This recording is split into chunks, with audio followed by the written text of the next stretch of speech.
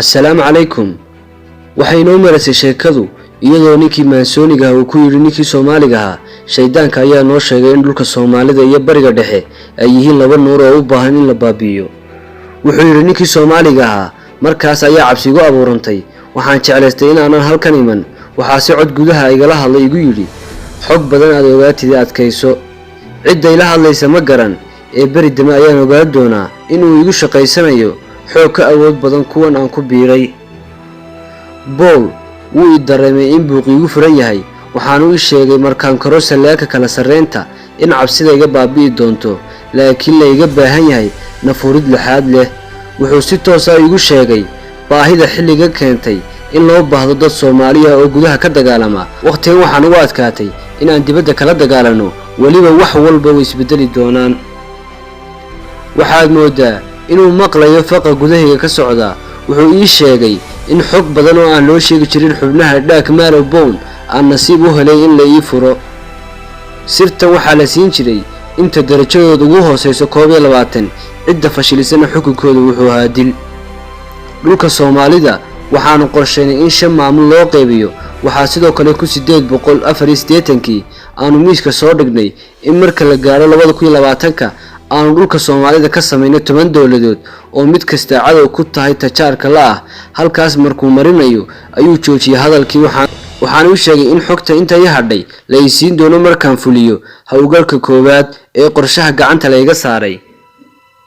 qolkii madooba ayuu iga soo saaray, waxaanu i keenay qoldii ka soo urayo biyo ayuu madaxayga shubay. waxaanan markii koowaad u soo dhoofay dalkayga anigoo cadow ku ah. 22 July 2007 ayaan ka soo degay madaarka Hargeysa. cabsi ayaa dabashay qalbigayga. waxaase ay hore igu soo sheegeen wadanku inaanu lahayn sirdoon difaaca. qolada qura ee la iga dardaamay inaan ka feejignaado waa qolo wadanka ilaalisa oo suuqa iska joogta, dadkuna aanay aqoon awoodooda iyo wajiyadoodaba. judhiiba 2 guri ayaan ka kireystay masalaha iyo jigjiga yar. waa 2 xaafadood oo aad howlgalkaaga si fiican ugu fushan karto. waxaan ku tala jiraa inaan hantiyo dhalinyar badan oo gabdho iyo wiilba leh. waxaan ku kasbanayaa lacag iyo indha sarcaad. mustaqbal qurux badan ayaan u sawirayaa. 2daas guri ayaan kulan ugu qabtaa. hawlihii oo meel fiican ii maraya ayuu ila soo hadlay. waxaa la igu amray in aan tago gobolka Sanaag oo aan fuulo buurta Cirshiida. 2dii habeenimo ayaan fuulay. subaxii ayay fariin ii soo direen oo yiraahdeen xalay waxaad fuushay buurta Sida sirta wadankaas. waxaase la faray in aan degdeg uga soo baxo dalka oo nolosheeda khatar ku jirto. dhaadha cadaalo markaan marayo ayuu nin caawna nagu joojiyay buurta hoosteeda. wuxuu igu yiri kuwa ku soo diray Sanaag ayaa awoodooda ku idlaan doontaa. haddaad mar dama timaadana waad eedi. haddana fariinta gaarsii walaalahaaga madow. cabsi ayaa igu dhacday, waanaan baqay ilaa aan ka degay madaarka Heathrow. Paul ayaan ku booqday xaruntii ururka. si diiran ayuu ii qaabilay. wuxuu ii sheegay in aan gaaray meel ay iyagu ka baqaan.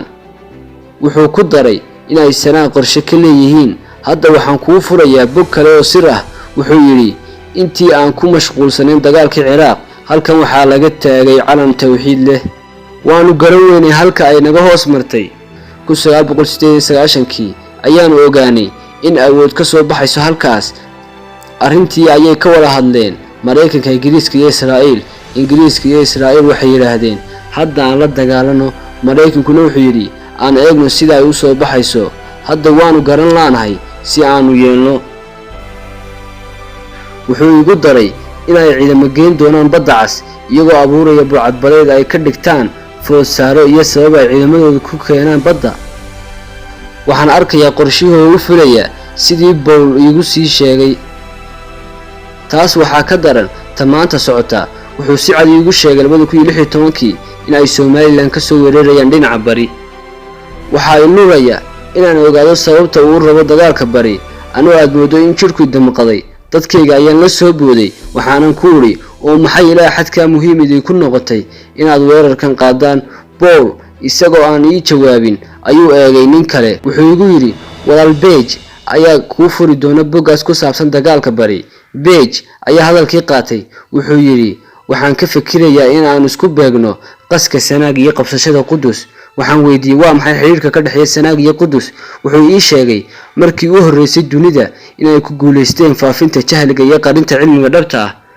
qaar badan PhD iyo master ayaanu dhawarka kaga qornay, haddana cilmiga runta ah waanu ka qadinay. way yar yihiin cidda taqaan cilmiga sida dhacdooyinka dhulku isku saameeyaan iyo muhiimadda dhuleed ee ka dhaxaysa Sanaag iyo Qudus. qolada muslimka ah waxaa loo sii sheegay in marka ay camiranto Qudus in Yathrib ama Madiina ay xirmayso. sirtan waxaa haya in yar oo kamid ah dadka awoodda laga ilaaliyo. Paul ayaa ku soo noqday isagoo wardoonkayga ka jecel inaan amaradiisa qaato. wuxuu igu yiri, dhawaan ayaa dalkii ku noqonaysaa, waxaan kuu boqori doonaa mataan degdeg ayaan u rabnaa inaan beerno midho mustaqbalka dhow aan goosano. si aad u saameysaan quluubaha madhan waa inaad adeegsataan qalabkan aan ku siiyey. xikmaawi shiineys ah ayaa laga hayaa haddii qorshahaagu yahay 1 sano bariis beero, haddii uu yahay 10 sano dhir beer, haddii uu yahay 100 sano caruur waxbar. fuli qorshahaaga oo ka gaarsii. innaga qorshahayna eraya waa ka duwan yahay taa. waxaanu ka cararaynaa cadceed galbeedka ka soo baxaysa oo aan la garanayn goor ay dilaaci doonto. waxaan dalka ka soo degay aniga oo sita buug badan oo falsafad ah oo ay qoreen ragga ay ka mid yihiin Aristotle, Plato, Socrates, Hegel, Locke, Tolstoy iyo qaar kale oo badan. kulamadii oo halkoodii ka sii socda ayaan buugta u qaybiyay dhalinyar dhowr ah. waxaan ku idhaahdaa erayo beerlaxowsi ah oo aan qalbigooda ku xadayo. waxaan ugu yeedhaa balaatii Soomaalida ayaa tahay. waxaan dareemayaa in ay qabgelisay. waxaan si ogahay kuwa gashada kabaha falsafada iyagoon aqoon fiican lahayn in ay galaan mugdi. markii ugu horeysay qolo aan dalka ka bixin ayaa baraha bulshada ku soo qortay erayo ceebeen kuwa asalka diinta Islaamka, waxaanay shaki geliyeen iimaankooda. arrintaas ururku si weyn ayuu igu soo hambeliyay. Paul ayaa ii soo qoray fariin gaaban oo aanan wada fahmin. waxaa la gaaray waqtigii uu soo bixi lahaa boqorkii qarsoonaa. fariinta markaan akhriyay ayay anoo arkaya ismasaxday iyadoo gubanaysa. argagax iyo cabsi ayaan dareemay. wadnahaygu u gariirayaa. waxaan weydiiyay waxa fariintii gubay. wuxuu ii sheegay in ay jinka heshiis kula jiraan oo ay arrimo badan ka wada shaqeeyaan. qabiilooyin kala duwan ayay leeyihiin. hadda reerka noo qaabilsan internetka ee jinka waxaa la yiraahdaa Zila. halka markuu marayo ayuu joojiyay oo ka carooday inuu sirtaasi dhex galo. waxaan la xiriiray koonfurta anigoo doonaya in aan mashruuca ku faafiyo dhulka Soomaalidu degto. Muqdisho hawsheeda wiil yar ayaan u dirayaa ayaan ku iri Paul. wuxuu igu yiri, Muqdisho waxaan u naqaan Vatican City, marka wakiilo badan ayaa noo jooga. halka ayaan kaga hadhay oo waxaan ogaaday in aan keli ku ahayn dagaalka dahsoon. maalintii dambe anigoo hodheel cunto ka cunaya ayaa nin baahan uuna soo dul istaagay. waxba ma hayno ayaan ku iri. wuxuu igu yiri, waxba ma haysid oo waa la hubaaye. Muqdisho waxaa loogu magac daray Ismaaciil Maqaadishi. waa nin awliyo ah. hawlihiinuna waa fashil. naxdin ayaan qaaday. cuntadii ayaa iga degi weyday. habeenkii waa seexan kari waayay. waxaan garwaaqsaday in ay jirto cid og tallaabo kasta oo aanu qaadno. subaxii ayaan dalbaday wastaad sibir ku xaniba daaqadaha guriga aan ka deganay Hargeysa. la soco qaybta 3aad haddaad ku cusubto channelka Xikmad Goob. subscribe ku qabo, like na saar. والسلام عليكم ورحمة الله وبركاته.